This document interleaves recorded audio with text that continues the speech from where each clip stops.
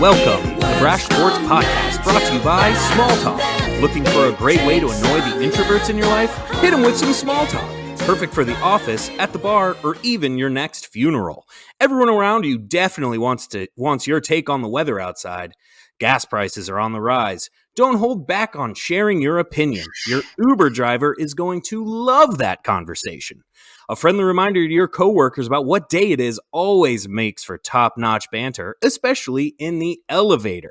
Use promo code BRASH50 to save 50%. And remember, the next time you want to drive someone away, don't think about not talking at all. Talk small. All right, B. Let's get into some small talk here. How's the weather up by you? Oh, We got to show some love to our sponsors. how about the Mets? Oh no! You know what I just did? Oh no, I don't. I deleted it accidentally. The sound effect. It's gone. Well, that is Damn. unfortunate. Oh well, I'll have to do my research in order to bring that back. But hey, buddy, We're never doing MLB news again, huh?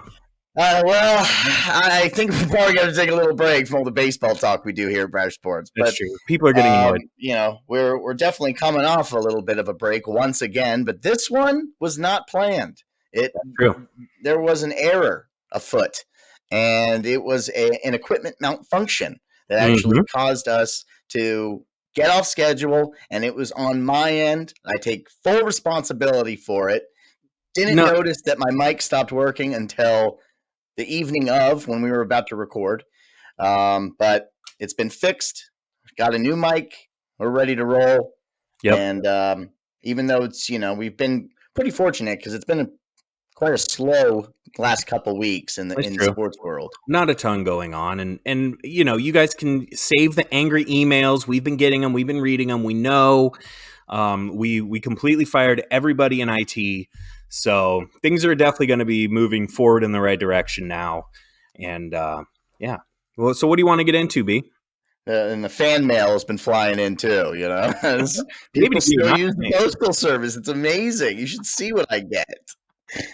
So many dick pics. No. Oh, shit. Well, we had a whole spiel planned for Thursday because Thursday we were only a few days removed from the topic of the week. Oh, yeah. We're now 8 days removed, Josh, from what can be best described as the most memorable moment since 9/11, and that is when Will Smith walked up on stage and bitch slapped Chris Rock on live television. What a moment. The smack heard around the world. Oh, he was so good. And, I wasn't watching it. You weren't watching it. We found out all late the following Monday, but, that was the topic of the week. We're only 8 days removed. It seems like it happened 3 years ago. I got a text from a friend, I guess shortly after it happened, saying dude, did you see this? And I thought it was a joke because the headline said Will Smith slapped Chris Rock on the stage at the Oscars. I was like, haha, that's funny. Thought it was The Onion or something. But anyway, yeah, good times. But it does seem like it was ages ago and nobody wants to fucking hear about it anymore. It's been talked to death. What hasn't been said?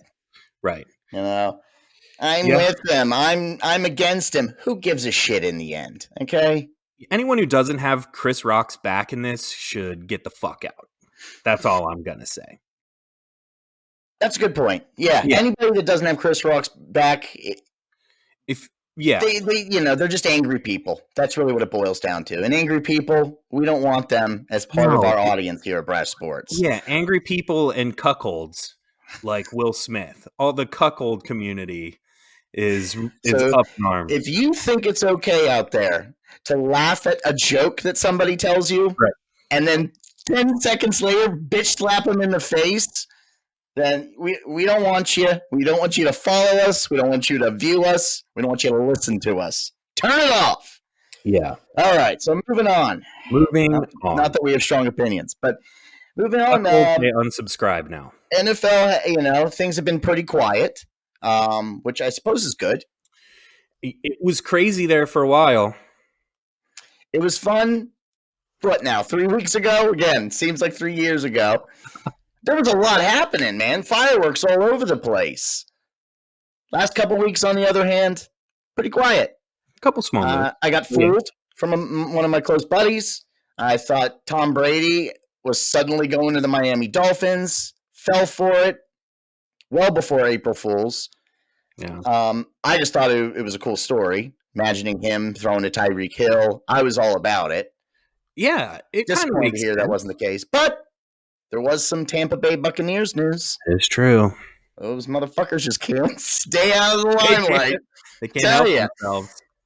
Bruce Arians, Josh, what did you think about this? He just, now, the end of March, he decides is the best time to step down and hand the reins over to Mr. Todd Bowles.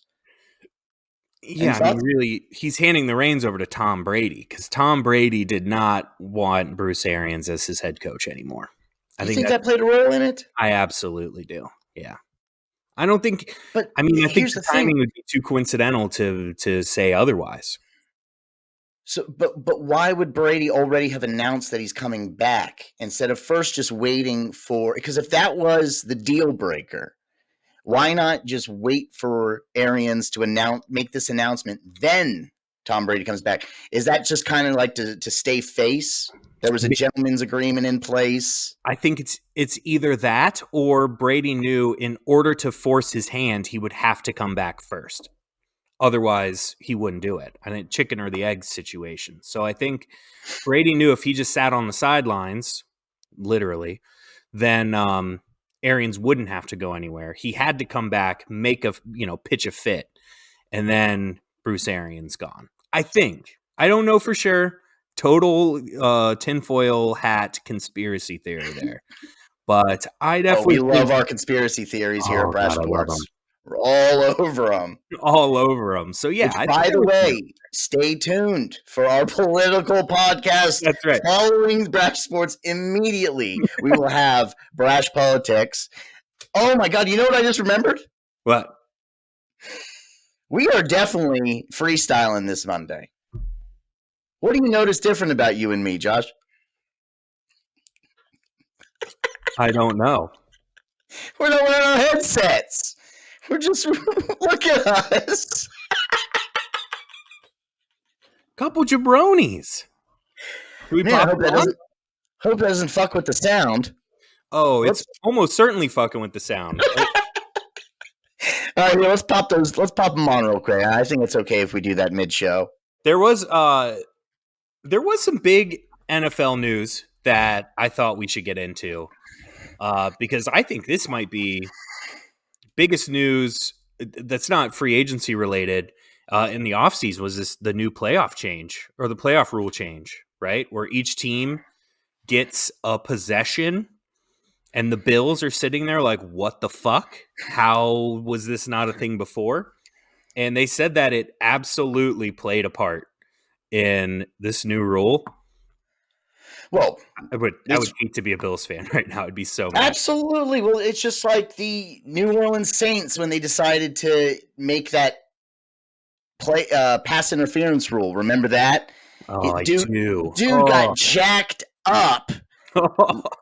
Rams win. Yep. It was the Rams, right? And then the following, they're like, maybe you're allowed to challenge the pass interference. But then all they ended up doing was, we'll just do a tester just this year. We'll see how things go with this new rule. Every single time a pass interference call was challenged, it was declined. They said there stands rather, and that was their way of saying, "You see, we're always making the right call." But as for the overtime rule, I don't really think they really fixed the problem, Josh. Really? First of all, you can't go back in time and continue that amazing offensive explosion that we saw between the Bills and the Chiefs. That's true. Secondly, it only applies to playoffs, which I think if you're going to do it, why not just make it the new rule? What are we doing here, Well, because I think in regular season, ties are okay because you can carry it into your regular season record. your tie can be beneficial to you, right? Like in the playoffs, Okay. you can't end in a tie. That's fair enough.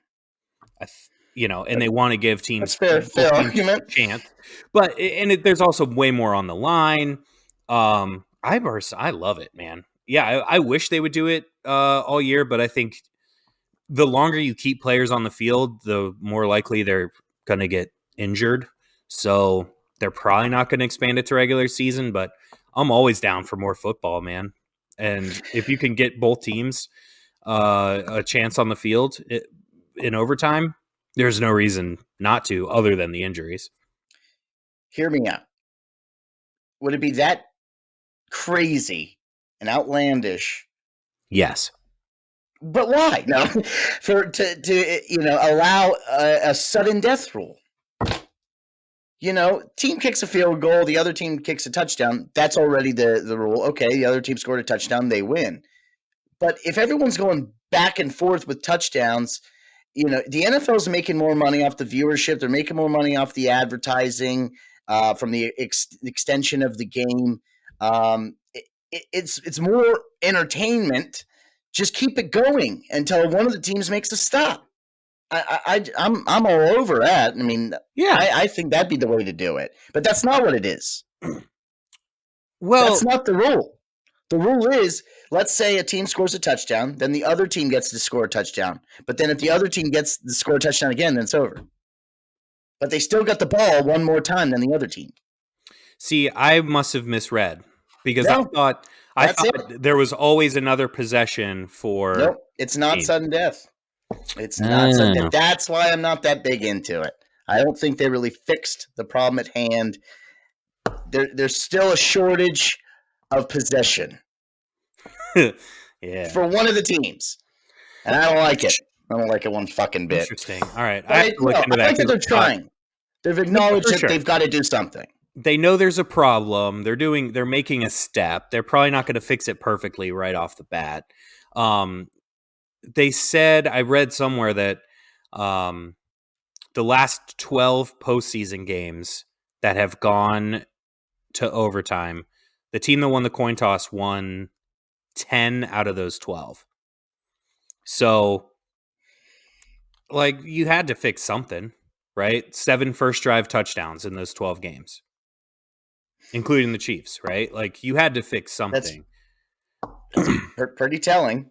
Did you see the Ravens proposal for overtime, or like the Ravens owners? And I think Jim Harbaugh had something to do with it too, or John Harbaugh. I honestly, it's the first time I'm hearing about that. So what you got? Okay.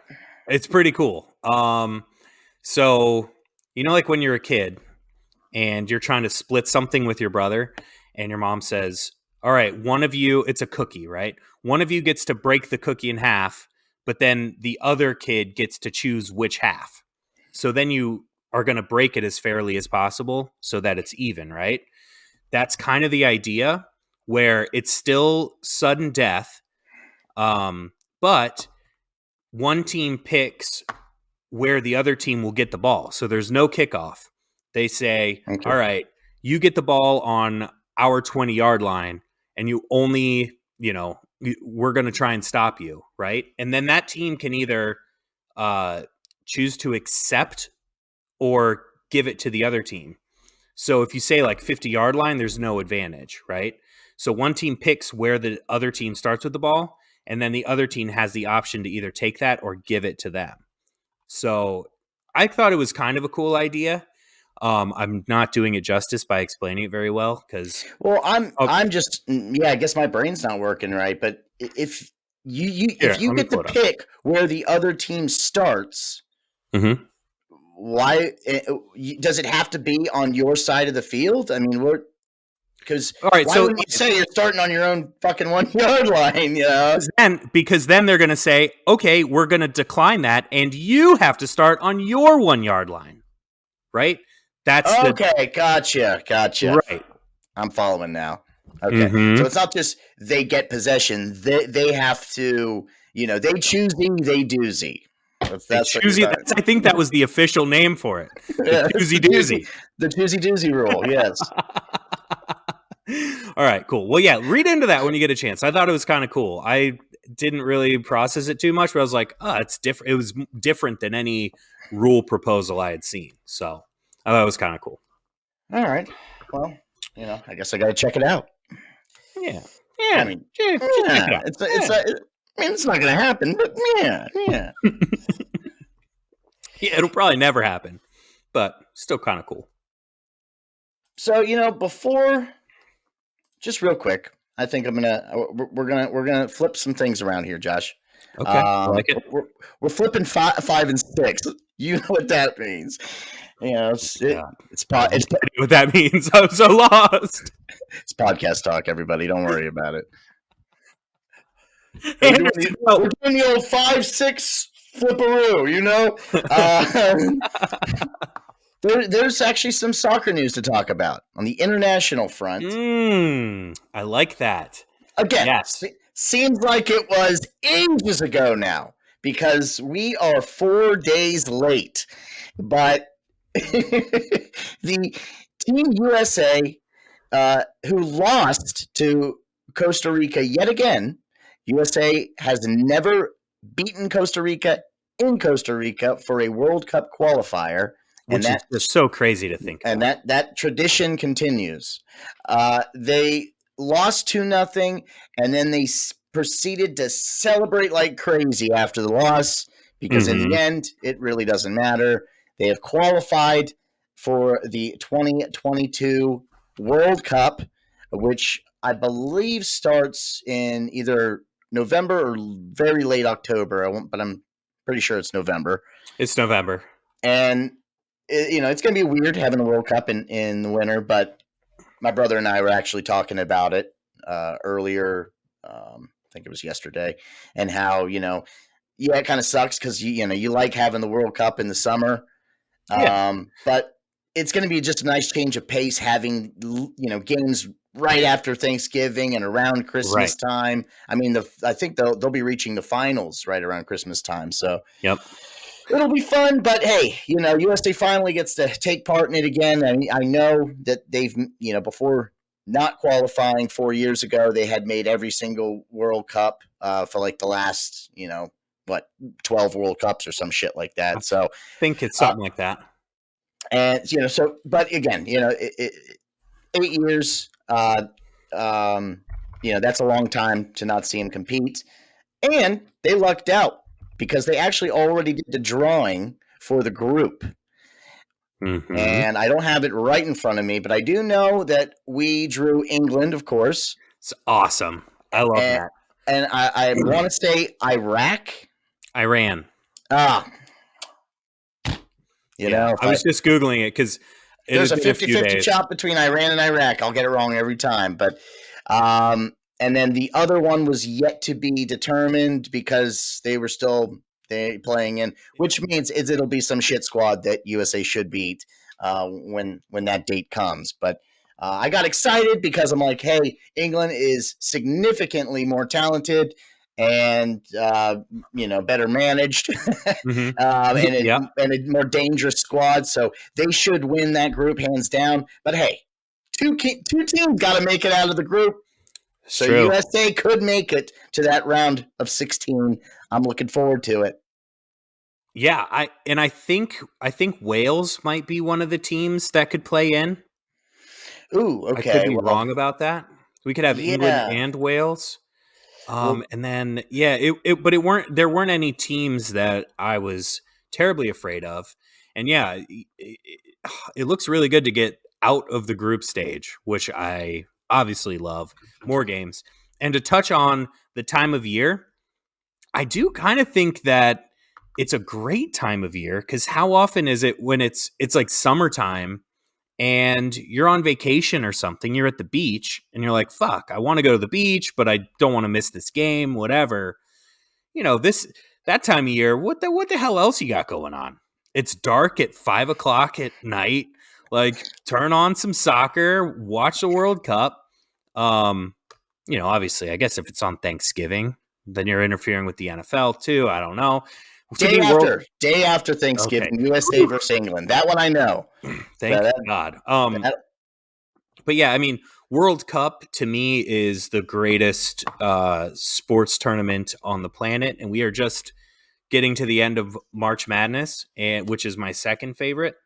But to have countries beating up on other countries, and it means so much to them and not that much to us. So when we beat them, it just makes it feel even better, you know? I can't wait. And I do like our squad. We got a young squad. I think in 2026, we could actually be a force. I think this year we need to get some good breaks, but I like us down the stretch, man. I mean, yes, I think we could be a force for the following World Cup in 2026. Like actual contenders, right? Well, see, I'm not going to go that far. I think we're quite a ways away. I think we're still 20 years removed from being a contender to win the World Cup. I'm going that far. I mean, I'm doing it, dude. I'm putting my fucking. Don't spoil your underdog for the parlay already. We were saving that. I got in the 2026 World Cup. Dude, the anticipation would be killing me. I know. I hope I live long enough to see that one. Oh, we'll be just fine. Well, we won't be just fine, but we'll be breathing. We'll see, asteroid or Yellowstone blows. I mean, there's a lot of things that unforeseen that could possibly happen. But hey, tinfoil. Before we get off into a conspiracy theory tangent, we have to stick with our new constant, and that is our segment that is endorsed, and it is called Just Joshin'. Just Joshin'. Brought to you by the snooze button. 15 more minutes of sleep. Yeah, that ought to do it. The snooze button. Before we start, I want to give a big shout out to Quincy and Wang.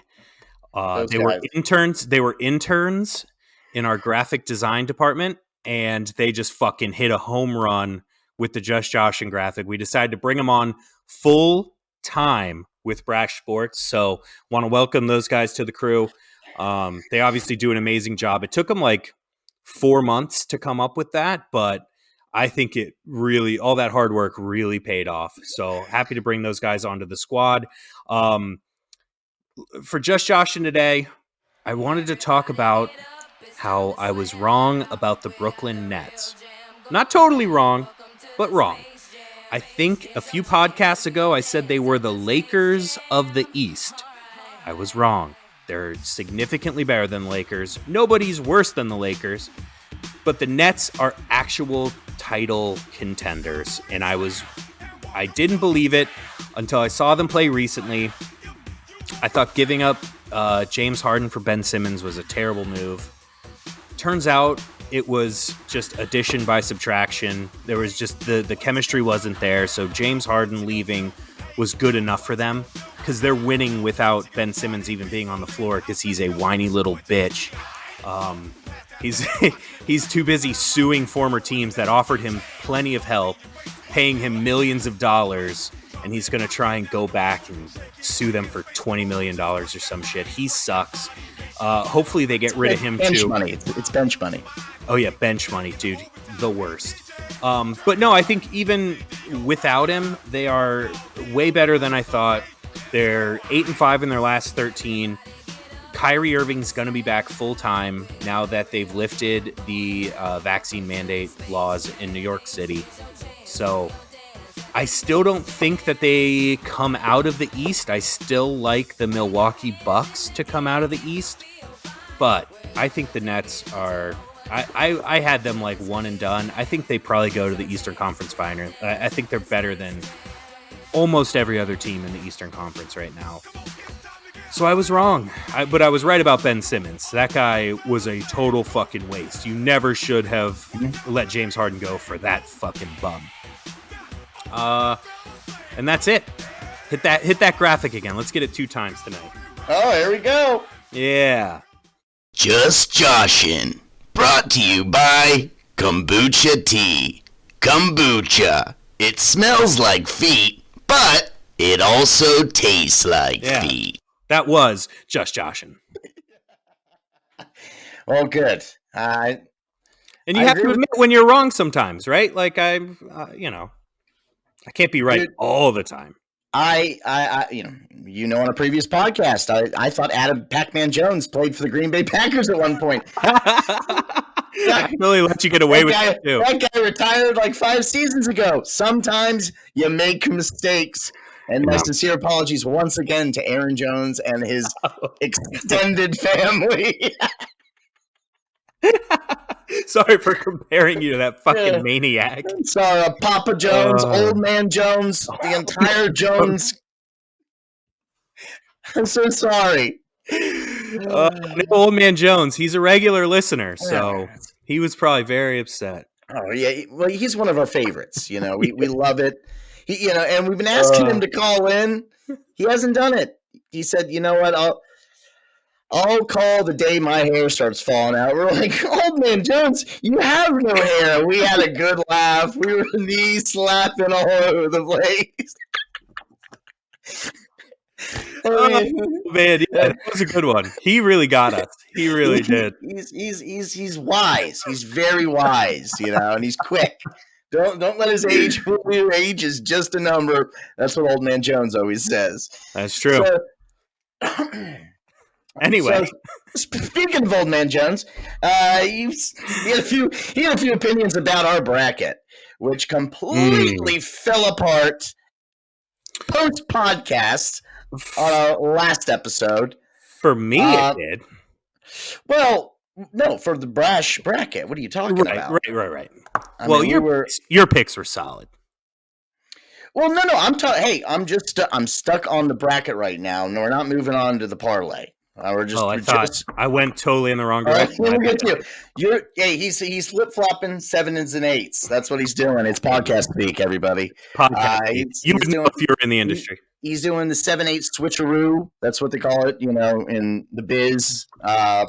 No, but sticking with 7s is what we're doing right now. We're looking at that bracket, and we were sitting pretty, thinking we could have all 4 of our final 4, and we didn't get. Well, no, we didn't get one. Yeah, they all got knocked out. They all got knocked out. 4 of them in the Sweet 16, none of them in the Final 4. Miami really let me down. Not just us down here at Brash Sports. They let me down, okay? I had a personal... I had a real vested interest in the Hurricanes. I thought they were going to do it. They teased me against Kansas. They were... winning at halftime. They brought that lead to a whopping 7-point lead, which was Kansas's biggest deficit yet of the tourney. Yeah. And then Jayhawks got pissed off, and the rest is history. Yeah, they turned it on. But Miami was still a hell of a story. I mean, the fact that, we incidentally had them in our Final 4, probably had a little help from a couple coin flips. Still an awesome story and really cool, right? Gonzaga losing was fucking crazy. Not many people saw that coming. Arizona missing, little less shocking, but still pretty crazy, right? So, and I don't remember who. Oh, UCLA. I don't want to talk about those idiots. Well, we will mention them a little bit when we break down our last parlay, which again, surprisingly good for me, and not so good for you. But hey, no, we're gonna have many of those where it's vice versa. So, but we are now today. It is Monday, April 4th, and it is Championship Monday. It sure is. Look how quickly it flies by, man. It feels like we were just getting fired up for March Madness, getting ready to fill out our brackets. The bracketology special. I mean, people are still talking about it. They're still talking about it. No one's talking about Will Smith and Chris Rock, but everybody is still talking about the Brash Sports bracketology special. And now we are at the final game, North Carolina, Kansas. Mm-hmm. I didn't have North Carolina winning a game in the tournament, but here they are. And, funny enough, against a solid Kansas squad who appear to be a heavy favorite, it still feels like a coin flip, right? Yeah, I mean, it's only a 4-point spread, so it's nothing too crazy. But yeah, I mean, I think UNC has really shown so much toughness, man. Like, watching them toward the end of games, they just don't give up. They continue to just put the pedal to the metal, and all the other cliches I can think of. But no, they are really good. Like, when I was watching the Duke game on Saturday night, which, by the way, was probably the best college sports game I've ever seen, or college basketball, hands down. Duke looked so much bigger and stronger and better than them at times, and UNC still just wouldn't let up. Duke missed some easy free throws, or easy shots and free throws, which you got to make if you want to win games. But Carolina was really impressive. Under all that pressure to beat Coach K in his last tournament run, I am very impressed with what UNC did on Saturday night, and I think they're a lot better than people give them credit for.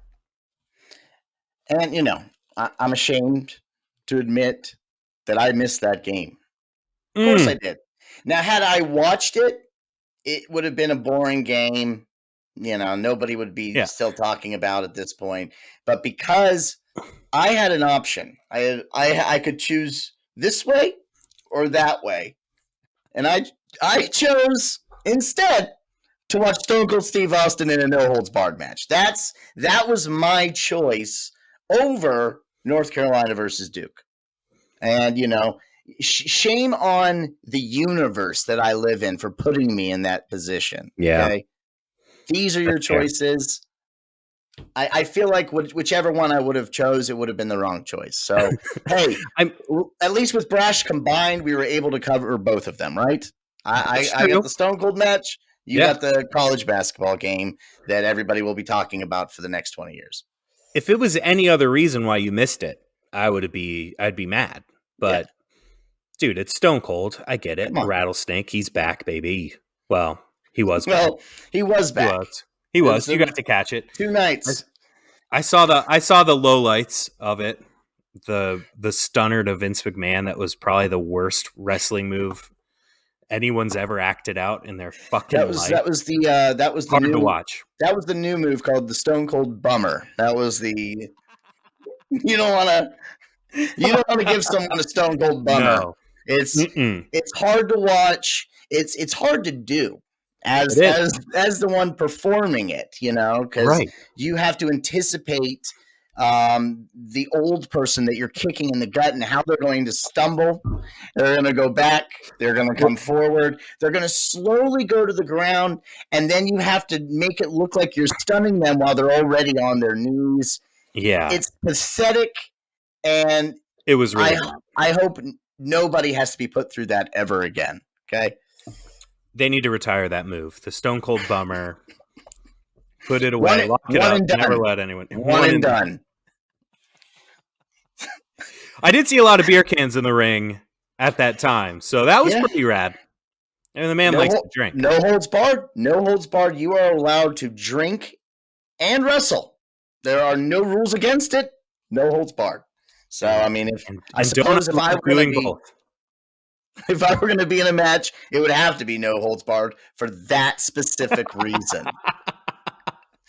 Well, when Vince McMahon comes looking for new wrestlers, we'll just tell him it's got to be in our contracts. No holds barred only, and plenty of light beer. I gotta be able to have a few beers while I'm wrestling, if you know what I mean. So, Vince, come on, work with me, buddy. I'm thinking no holds barred's the way to go. All right. Okay. Well, we didn't have any any picks in our last parlay regarding WrestleMania. We did not. But that's because it already, again, our last parlay was already a couple weekends ago. So seemed like so long again, ago. seems like it's amazing. Seems like forever ago, but I suppose we can just kind of break things down. And do you have yours in front of you, or you just want me to go through the list real quick? I mean, there's not really much to it. Are we recapping the last one or going into this one?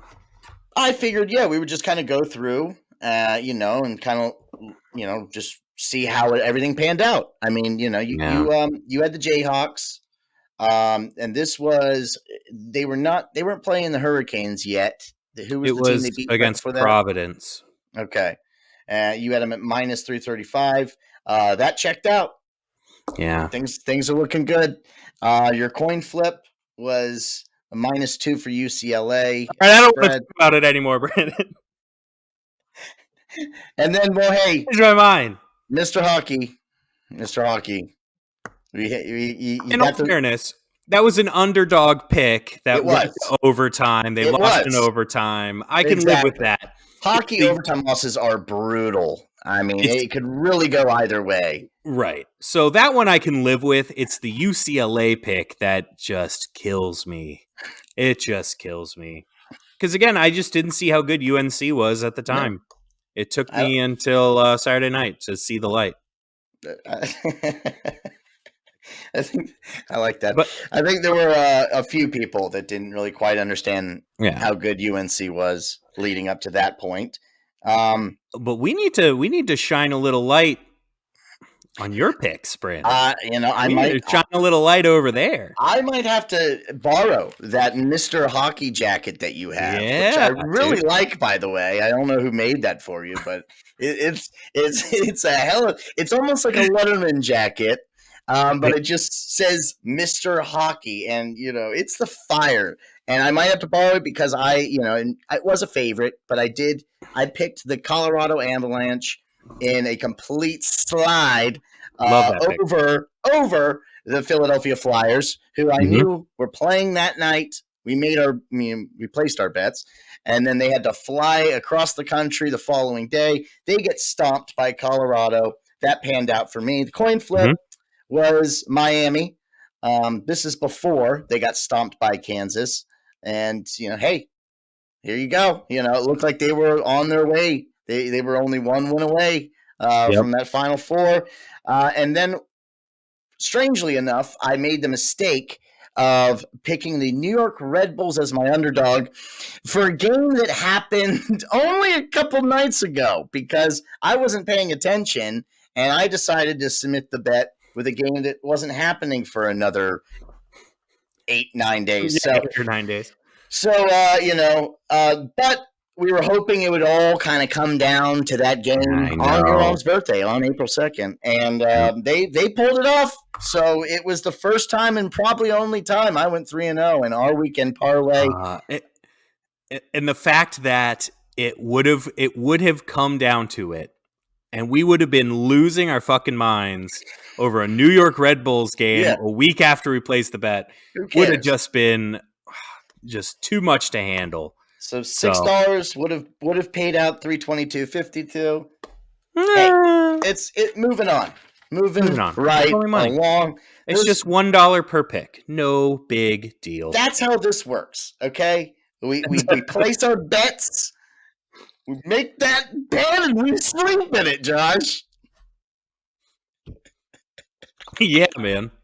That's for those just tuning in that only heard we make that bet and we sleep in it. Let me explain to you what I'm talking about right now. For those of you just tuning in, okay. We call it a parlay. Oh no, I gotta stop! I'm done listening to this fucking podcast. Okay. Oh my god! Woo! All right. Hey, it's Monday. We are doing a doubleheader this week to make up for lost time. That is true. And we figured, hey, why the hell not? Hey, let's do. Why not? Let's do a couple parlays, huh? So that's what we're gonna do. We're doing 2 parlays 2 for the price of 1. The first one, it doesn't make any sense. The first one of 2. What do you? Yeah, you're right. We doubled up. But hey, 2 for the price of 1 podcast, Josh. Come on. Oh, hey, hear okay, me out. Jesus. Okay, all right. I got you. We made this bet. We got to sleep in it. Brash Sports Midweek Parlay. Brought to you by Energy Drinks. Want to drink cocaine? Energy Drinks. So tonight with the championship game, we placed a couple bets on this one. We got the under-over was a little tricky. Under-overs at 151 and a half. I mean, I was thinking about just placing a bet on somebody scoring a half point because I love those odds. But instead, we decided to take the over. We do believe we're going to get 152 points total out of tonight's game against the Jayhawks and the Tar Heels. That's at a minus 109. Yep. And then we decided to go with the point spread. North Carolina plus 4 at a minus 108. So that brings us to a plus 265, a $6 bet. Only pays out $15.90, but hey, it'll pay for a couple parlays. It'll make up for the last 2 parlays that we lost. It's a good way to look at it, and it prepares us for our NBA parlay. For the first time, we're getting NBA involved in our parlay, and that is going to be a Tuesday special. Josh, do you have that broken down on your end, or do you need me to do that? I do. Too? I've got I've got my 3 picks ready to roll. And yeah, I do like UNC plus 4 and over 151 because I think it's going to be a close game either way. So take the points and don't bet unders because unders are lame. Why would you want to sit there, watch a game and not root for points? So I love it. I think that's a solid bet. As far as the Tuesday NBA special parlay, God, I love that it's a thing. Unfortunately, it'll probably be a while before we can do it again. Probably, might be a one and done. I think so. But yeah, the favorite that I like tonight is Nuggets money line minus 295 at home against the Spurs. No, wait, that's tonight or tomorrow? Oh, I'm sorry, tomorrow. Okay, I'm talking about it tonight. No, that's fine. Yeah, gotcha. But yeah, no, these games are all tomorrow. There's no NBA tonight. They've got the championship game, so they moved all the games. That's why, like, even if we decided to record on Mondays for the sole purpose of doing Tuesday NBA parlays, the odds aren't going to be out because there's not going to. Yeah. So anyway, Nuggets money line minus 295 at home against the Spurs. Give me the Joker. All day at home. All right. And while we're on favorites, I decided to go with the Philadelphia 76ers. I actually went with them straight up because they're playing some shit-ass team that I can't remember, but I just know it was a pretty easy Pacers. The Pooey Pacers. If they lose to the Pacers, then I will probably retire from parlays moving forward. The 76ers at minus 910. That just straight up money line. Let's do it. Easy favorite. Let's go to your coin toss, Josh. What do you got? I got the Jazz at home minus 5 against the Grizzlies. The Jazz are trying to climb that ladder out in the West. They've got the opportunity to play a beat-up, banged-up Grizzlies team. No Ja Morant. Jaren Jackson might be hurt come tomorrow. So I love the Jazz in this spot. They're fully healthy. And they play awesome at home, man. Those Mormons go to the game and just get fucking loud. Like, that is not a place that you want to go to on the road. In a meaningful game, they get fired up, man. They drink, I think they sneak a little, like, Coca-Cola that's been, like, caffeinated Coca-Cola. They bring caffeinated shit in there, yeah. They drink a little caffeine and just go fucking nuts. So, I really like the Jazz in this spot. Got Mormons bouncing off the walls in Utah tomorrow night. Don't miss it. That's at minus 104, by the way. Yeah. Your minus 5.5 points. All right. Well, my coin flip. I had Grizz, and then I had to cross it out because we were going over this ahead of time. So I couldn't touch that game, but I think it might benefit me in the end because I happened to stumble upon the Pelicans and Kings. And why that's a coin flip, I don't know. But it is in the betting world in terms of the point spread. So I went with the Pelicans at minus 8.5 points, which is a minus 110. So, you got the Pelicans at 34 and 44. I mean, they're in the Wizards world, And then the Kings, who are not that far behind at a 29 and 50. Two poopy teams. Both had the same record. Pelicans have the same record away that the Kings do at home. So, I guess that is a pretty fair coin flip. But I like it. Totally. Give me the Pelicans minus 8.5 points. That's my coin flip, and I'm sticking to it.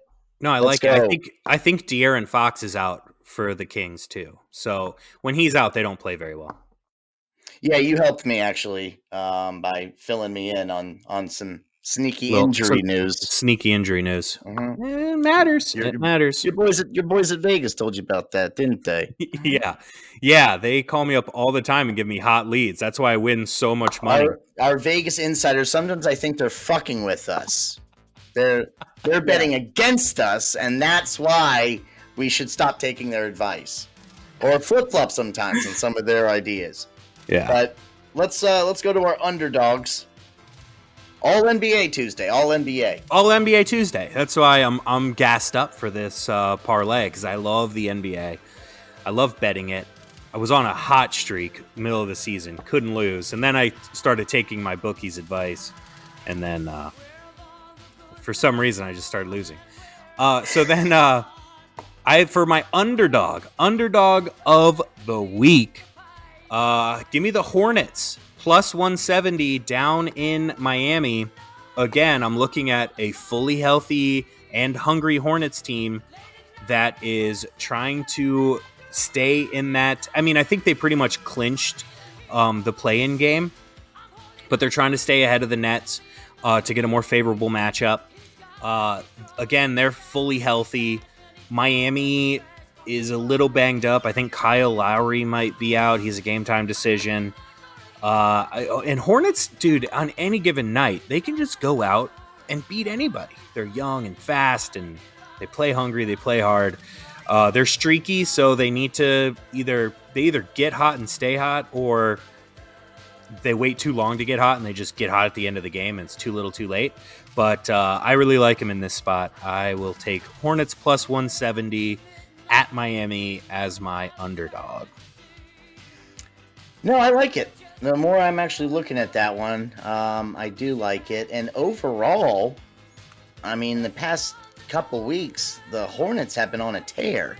Yeah. So, I mean, the Heat are starting to hit a little bit of a hot streak themselves, but I mean, the Heat are very good. Like they're a very good team. It looks like the last 8 they lost 4 and then they won 4. So maybe they're just doing the 4-for-4 moving forward. And this is the Hornets will be the first of 4.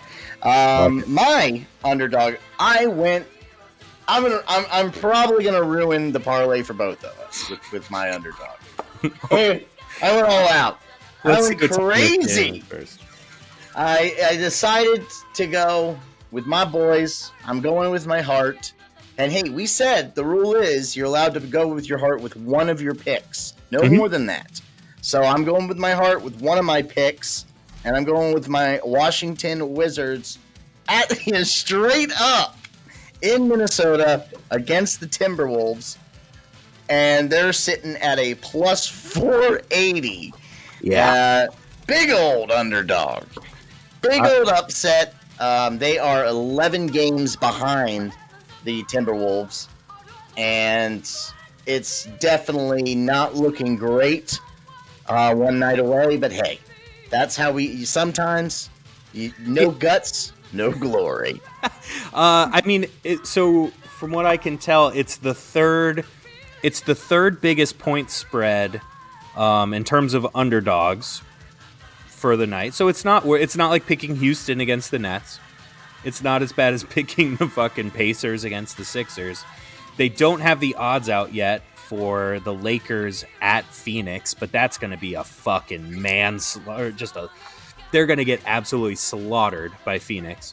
So that the Wizards have a better shot than the Lakers. So I don't hate it, man. I mean, I do think the Timberwolves, I think I mentioned it in the podcast a few weeks ago that they're one of my sneaky West Coast teams that nobody's going to want to play in the playoffs.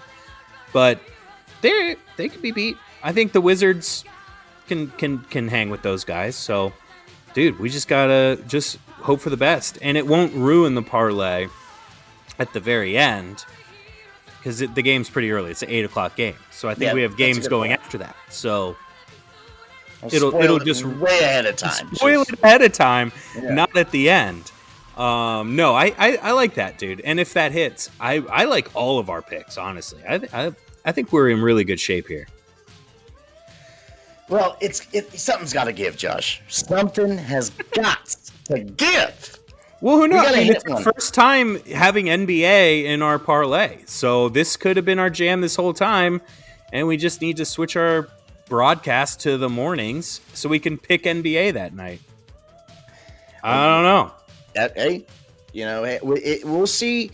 Before we go to our morning show, we kind of want to see how far we go with Brash politics. If that starts blowing up like crazy, then we can start sniffing that contract for Breakfast with Brash. But we're far removed from the morning podcast, so let's see how things play out. Yeah, we're still dipping our toes in the water on our original segments, so we'll see how far we can go. Anderson, on the other hand. He's giving me some looks. Hold on. Okay.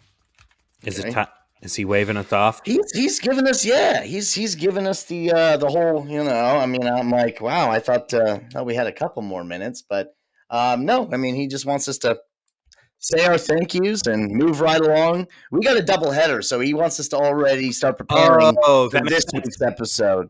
Yeah, we got to rest up. We got to rest up the vocal cords. Yeah. I get it. It's smart. He's the best in the business. We got to just trust the process, So, of course, Sheena Easton, thank you so much. Mwah. We love God bless you. We love you. Small talk. Small talk. Thanks to our friend. We love our friends over at Small Talk. Mm-hmm. Kombucha for sponsoring the Just Joshin segment. Well, love you guys. Kombucha. Yeah, I mean, are we keeping kombucha around? I mean, they're of course going to be a strong endorser moving forward. But I thought they were. There might be. Yeah, there might be. Okay, all right. Well, see, you know more about the contract than I do. I mean, I got to sit in.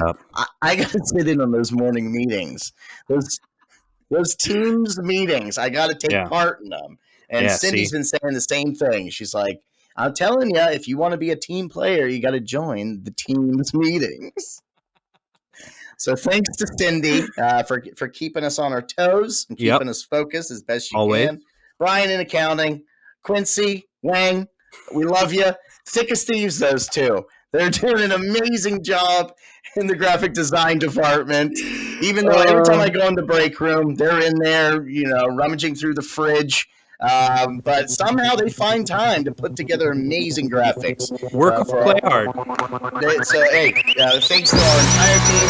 Thank you, everybody. We will see you later this week for episode 8. That's right. Things are the best. All right. Peace out. Go Wizards!